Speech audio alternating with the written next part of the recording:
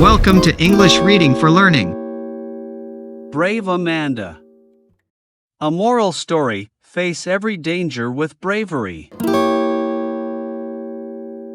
Amanda went to the forest with her father to collect some wood for the fireplace. She got lost and could not find her father. She decided to walk back home as it was becoming dark. Suddenly, a frightening man appeared in front of her with a knife. He said, "Give me all that you have."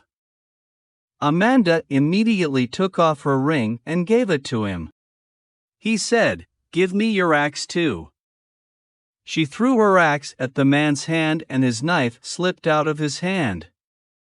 Amanda took the opportunity to pick up the axe and the knife. While Amanda tried to scare the man away, her father came from behind and hit the man with a stick. With a bleeding head, the man ran away. Brave Amanda hugged her father and they walked towards their house.